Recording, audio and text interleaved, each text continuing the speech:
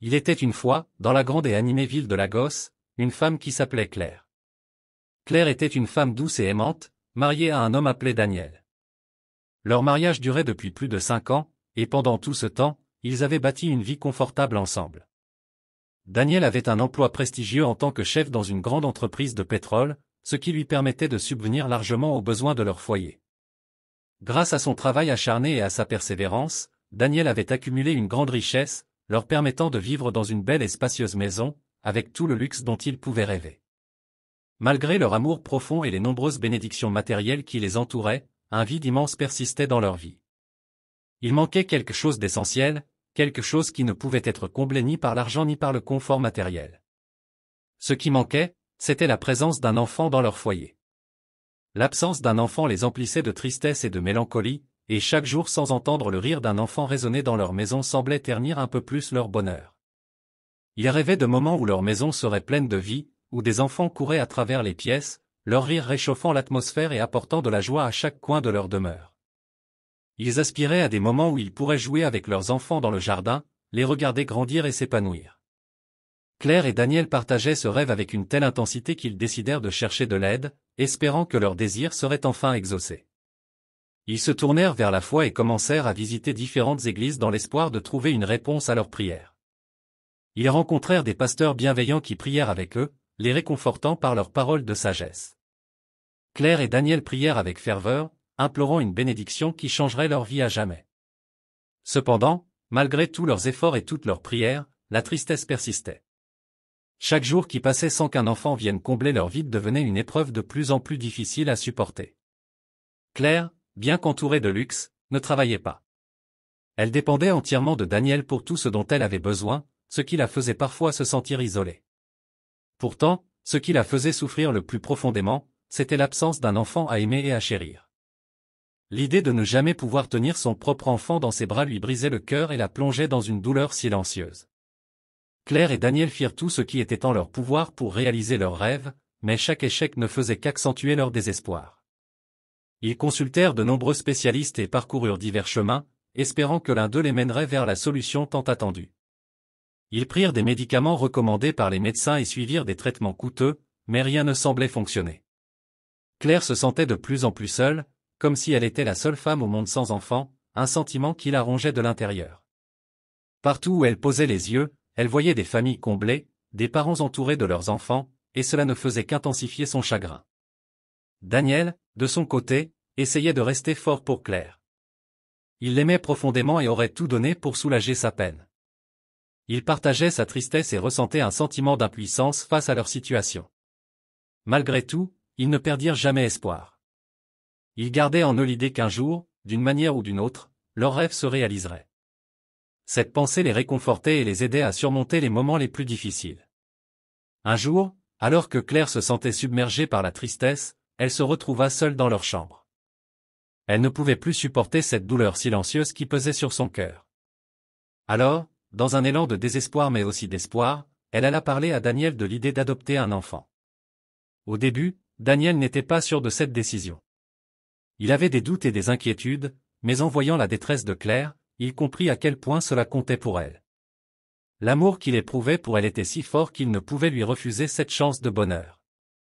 Alors, avec tout son cœur, il accepta l'idée de l'adoption, et pour la première fois depuis longtemps, ils ressentirent une lueur d'espoir. Le lendemain, remplis de cette nouvelle détermination, Claire et Daniel se rendirent dans un orphelinat de la ville.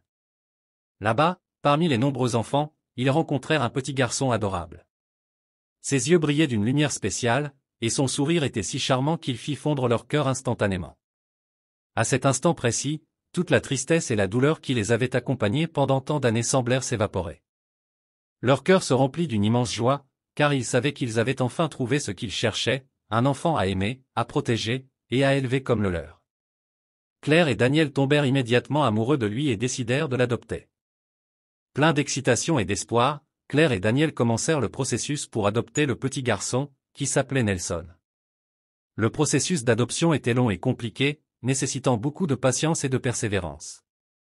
Ils durent remplir une grande quantité de formulaires, répondant à des questions détaillées sur leur maison, leur vie quotidienne, leur travail, et surtout sur les raisons pour lesquelles ils voulaient adopter. Chaque question les forçait à réfléchir profondément, mais ils savaient que c'était un pas nécessaire pour apporter Nelson dans leur vie. Le temps d'attente fut très long, et parfois, il semblait qu'il n'y aurait jamais de fin à ces démarches administratives. Les jours semblaient s'étirer, et chaque jour sans nouvelles augmentait leur anxiété. Pendant ce temps, les autorités vérifiaient si Claire et Daniel seraient de bons parents pour Nelson, passant en revue leur passé, leur mode de vie, et leur capacité à offrir un foyer aimant et stable à l'enfant. Chaque jour d'attente était difficile, mais Claire et Daniel ne perdaient jamais espoir, continuant à préparer leur maison pour l'arrivée de Nelson. Pendant cette période d'attente, Claire et Daniel passèrent beaucoup de temps à planifier et à aménager la chambre de Nelson. Ils peignirent la chambre avec des couleurs vives et gaies, choisissant avec soin chaque détail pour créer un espace chaleureux et accueillant. Ils achetèrent un berceau confortable, des jouets éducatifs, et une garde-robe complète de vêtements pour bébé. Claire et Daniel voulaient que tout soit parfait pour l'arrivée de Nelson. Chaque soir, avant de se coucher, ils se retrouvaient dans la chambre de Nelson, imaginant comment leur vie allait changer une fois qu'il serait là, imaginant les moments qu'ils partageraient avec lui, les rires et les jeux. Chaque jour, ils discutaient de toutes les choses qu'ils feraient avec Nelson lorsqu'il serait enfin chez eux. Ils parlaient de l'emmener au parc, de lui lire des histoires avant de dormir, de lui apprendre à marcher et à parler. Ils rêvaient de voir son sourire, d'entendre ses premiers mots, de le voir grandir sous leurs yeux.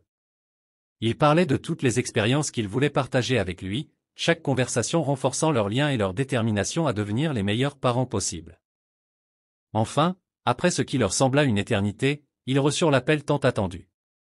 Le téléphone sonna un matin, et dès qu'ils entendirent la voix à l'autre bout du fil, ils surent que leur rêve était sur le point de se réaliser. Ils furent informés qu'ils étaient approuvés pour adopter le bébé Nelson. La joie qu'ils ressentirent à cet instant était indescriptible. Ils se regardèrent, les yeux remplis de larmes de bonheur, sachant que leur vie allait changer à jamais.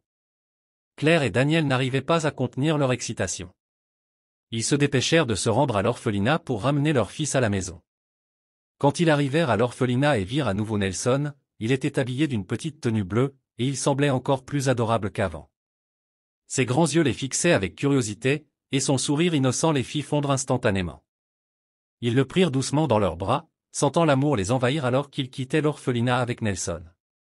En le tenant près d'eux, ils se sentaient enfin complets, comme si une pièce manquante de leur vie venait d'être trouvée. Ils savaient au plus profond d'eux-mêmes que leur famille était maintenant complète, que Nelson était le fils qu'ils avaient toujours attendu. Chaque moment passé avec lui renforçait cette conviction. Au fil des mois, alors que Nelson grandissait, il était entouré d'amour et de soins. Claire le traitait comme son propre fils, lui prodiguant toute l'attention et l'affection dont il avait besoin. Elle passait des heures à jouer avec lui, à lui apprendre des mots, à lui lire des histoires avant de dormir. Elle lui achetait des jouets pour stimuler son imagination, des vêtements pour qu'il soit toujours à l'aise, et veillait à ce qu'il reçoive la meilleure éducation possible. Nelson était vraiment leur petit prince charmant, un rayon de soleil dans leur vie.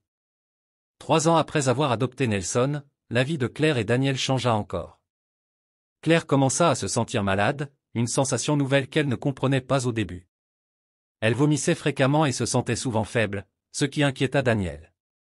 Après avoir consulté plusieurs fois un médecin, ils décidèrent de se rendre à l'hôpital pour faire des tests plus approfondis. Ce fut un moment de grande anxiété, car ils ne savaient pas ce qui se passait. Les résultats des tests révélèrent une nouvelle surprenante, Claire était enceinte de 6 semaines. Cette nouvelle bouleversa leur vie une fois de plus, mais cette fois d'une manière totalement inattendue. Après des années à essayer de concevoir sans succès, cette grossesse était une bénédiction inattendue. Claire et Daniel étaient submergés de joie. Ils savaient que ce bébé serait un nouveau chapitre dans leur vie de famille déjà comblée par l'amour de Nelson. Avec Claire enceinte, Nelson, qui était maintenant un enfant de 3 ans joueur et très actif, se préparait à devenir grand frère. Daniel, rempli d'excitation à l'idée d'accueillir un nouvel enfant, redoubla d'efforts pour prendre soin de Claire. Il cuisinait pour elle, préparant des repas sains pour s'assurer qu'elle et le bébé restaient en bonne santé. Il lavait ses vêtements, la soulageant des tâches ménagères, et veillait à ce qu'elle mange beaucoup de fruits et de légumes pour soutenir sa grossesse. Chaque jour, il lui rappelait à quel point il l'aimait et combien il était impatient de rencontrer leur nouveau bébé. Les 9 mois passèrent rapidement, remplis de préparation et d'anticipation. Puis, un beau dimanche matin, alors que Claire travaillait tranquillement à la maison, elle sentit soudain une vive douleur dans son ventre. « Oh, mon ventre !» s'écria-t-elle, une expression de surprise et de douleur sur son visage. Daniel, qui était à l'intérieur de la maison, accourut vers elle avec une inquiétude palpable dans les yeux. « Qu'est-ce qui ne va pas, mon amour ?» demanda-t-il, son cœur battant la chamade. « Je crois que le bébé arrive, » répondit Claire, sa voix tremblant d'une combinaison de douleur et d'excitation. Elle savait que le moment tant attendu était enfin arrivé. Sans perdre un instant, Daniel la prit délicatement dans ses bras et la conduisit rapidement à la voiture. Ils se précipitèrent à l'hôpital, Daniel appelant à l'aide sur le chemin, « Urgence, ma femme va avoir un bébé. » À l'hôpital, les infirmières prirent immédiatement soin de Claire, la transportant rapidement sur un lit jusqu'au bloc opératoire. Pendant tout ce temps, Daniel resta à ses côtés, lui tenant fermement la main, la rassurant que tout irait bien et qu'ils allaient bientôt accueillir leur nouveau bébé. Daniel avait attendu des heures à l'hôpital, anxieux et nerveux, le cœur battant à tout rompre. Chaque minute qui passait semblait une éternité, et il ne cessait de faire les 100 pas dans la salle d'attente, jetant de temps en temps des regards impatients vers la porte du bloc opératoire. Enfin, après ce qui lui parut être une attente interminable, un médecin sortit de la salle d'accouchement. Il portait un grand sourire sur son visage, ce qui rassura immédiatement Daniel. Le médecin s'approcha de lui avec une démarche assurée et lui dit avec enthousiasme, « Félicitations, monsieur Daniel, votre femme vient de donner naissance à un magnifique petit garçon. Il est en parfaite santé. » À ces mots, Daniel sentit une vague de soulagement et de bonheur l'envahir. Il était si submergé par l'émotion qu'il ne put s'empêcher de prendre le médecin dans ses bras, le remerciant encore et encore. Mais malgré cette immense joie, une pointe d'inquiétude restait dans son cœur. Il se détacha légèrement du médecin et demanda avec une voix tremblante, « Et ma femme, est-ce qu'elle va bien? Comment se sent-elle » Le médecin, toujours souriant, répondit calmement, « Votre femme se porte très bien, Daniel. Elle a traversé l'accouchement avec bravoure, et tout s'est passé sans problème. Vous n'avez aucune raison de vous inquiéter. » Impatient de les voir, Daniel demanda immédiatement s'il pouvait entrer pour voir sa femme et leur nouveau-né.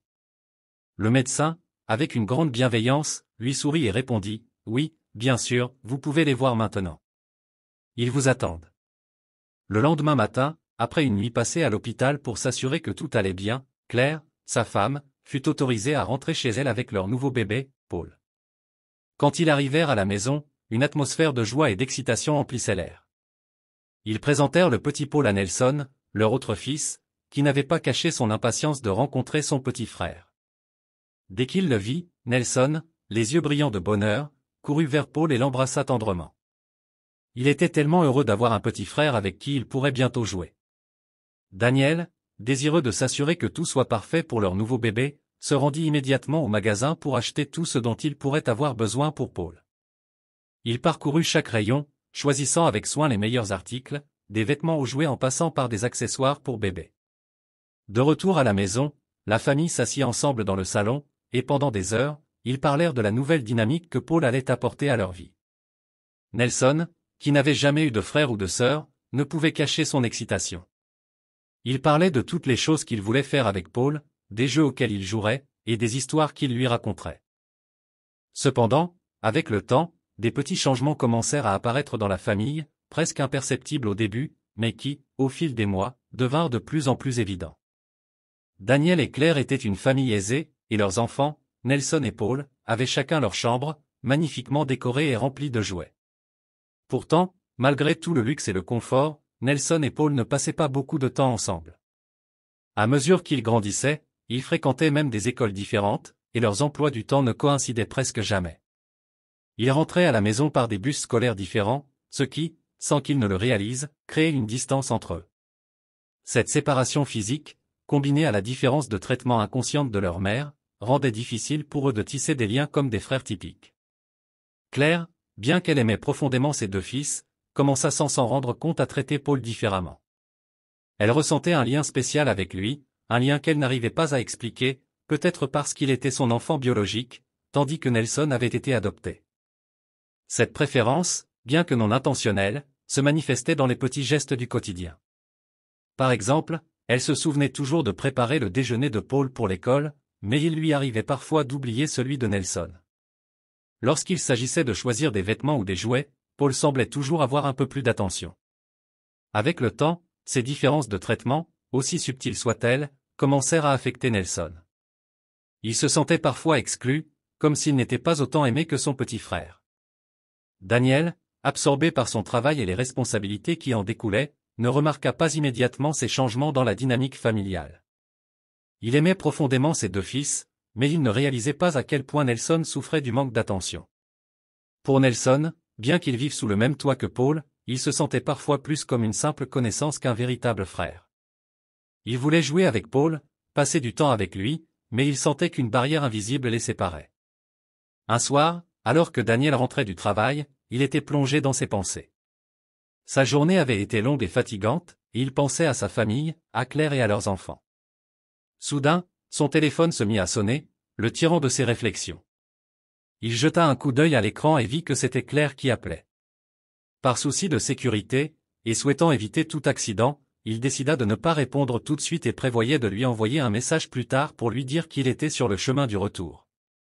Mais alors qu'il continuait de rouler, concentré sur la route devant lui, il ne remarqua pas le camion qui arrivait à grande vitesse.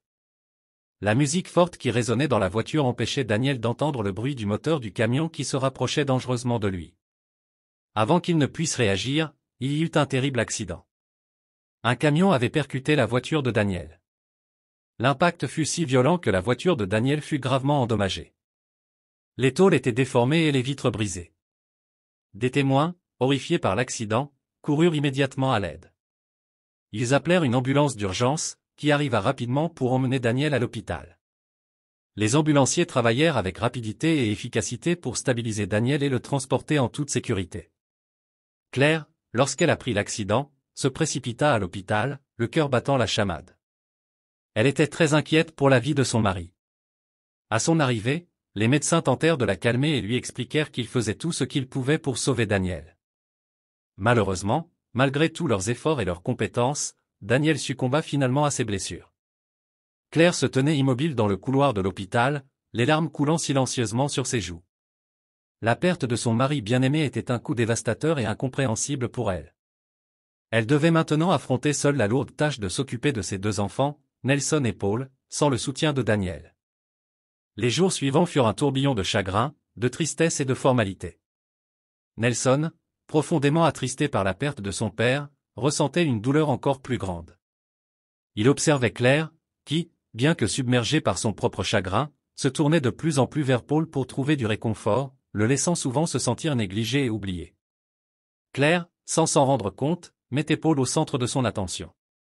Elle lui posait sans cesse des questions pour savoir s'il allait bien, s'assurer qu'il ne manquait de rien, tandis que Nelson se sentait de plus en plus invisible et exclu. Un soir, alors qu'elle préparait le dîner dans la cuisine, Nelson entra et s'assit silencieusement à la table. Claire était occupée à préparer le repas, mais se tourna vers Nelson et dit « Nelson, peux-tu aller chercher Paul pour le dîner, s'il te plaît ?» Nelson acquiesça et se dirigea vers la chambre de Paul. Il frappa doucement à la porte avant d'entrer. Paul était assis sur son lit, jouant avec des jouets et des figurines. « Paul, maman dit que le dîner est prêt », annonça Nelson d'une voix douce mais légèrement tremblante. Paul se leva, rangea ses jouets et suivit son frère jusqu'à la cuisine. À table, Claire servit les plats, mais Nelson remarqua que l'assiette de Paul avait un peu plus de nourriture que la sienne. Il n'en dit rien, mais il sentit une douleur dans son cœur. Les semaines passèrent, et l'atmosphère dans la maison semblait de plus en plus tendue et divisée. Nelson se réfugiait souvent dans ses études pour échapper à la réalité. Il passait beaucoup de temps à lire des livres et à faire ses devoirs. Il excellait à l'école et obtenait d'excellents résultats, mais à chaque réussite, il espérait secrètement que Claire lui adresserait un mot d'encouragement ou une marque d'affection. Malheureusement, ces mots d'encouragement ne vinrent jamais. Un jour, en rentrant de l'école, Nelson trouva une lettre dans la boîte aux lettres. C'était une invitation à une cérémonie de remise de prix pour son excellence académique. Il était ravi et courut à la maison avec l'intention d'annoncer la nouvelle à Claire. « Maman, regarde. J'ai reçu une invitation pour une cérémonie de remise de prix à l'école. Ils veulent me récompenser pour mes bons résultats, dit-il avec enthousiasme. » Claire jeta un coup d'œil rapide à l'invitation et répondit « C'est bien, Nelson. Mais n'oublie pas que Paul a aussi son match de football ce week-end. Il aura besoin de soutien. » Nelson se sentit déçu mais choisit de ne rien dire. Il savait que, peu importe ses efforts et ses réussites, il ne pourrait jamais rivaliser avec l'attention et les soins que Claire accordait à Paul. Le jour de la cérémonie, Nelson se rendit seul à l'école. Il monta sur scène pour recevoir son prix, mais en regardant dans la foule, il ne vit pas sa mère parmi les spectateurs.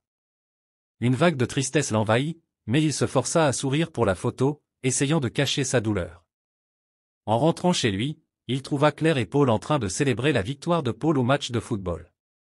Claire avait préparé un gâteau, et des ballons décoraient la salle, créant une ambiance festive. Nelson entra discrètement, déposa son trophée sous son lit dans sa chambre et se dirigea vers sa chambre. Le soir, alors que tout le monde était couché, Nelson se leva, déterminé à comprendre pourquoi il se sentait si rejeté. Il se rendit dans le bureau de Claire, fouillant parmi les papiers pour trouver des réponses à des questions qu'il n'osait pas poser. Ses mains tremblaient d'émotion lorsqu'il trouva enfin un dossier portant son nom. En ouvrant le dossier, il découvrit les documents d'adoption. Ses yeux parcoururent les lignes et les détails des documents, et la vérité éclata comme une bombe. Il n'était pas le fils biologique de Claire. Le choc de cette découverte le laissa sans voix. Il se sentit trahi, perdu et désemparé. Tout ce qu'il avait cru savoir sur lui-même et sa famille était en train de s'effondrer. Il retourna dans sa chambre, le cœur lourd, ne sachant pas comment aborder Claire avec cette nouvelle vérité. Le lendemain matin, Claire remarqua que quelque chose n'allait pas avec Nelson. Elle s'approcha de lui et demanda, « Nelson, est-ce que tout va bien ?» Nelson la regarda droit dans les yeux, les émotions bouillonnant à la surface. « Pourquoi ne m'as-tu jamais dit que j'étais adopté ?» demanda-t-il, sa voix tremblante d'émotion.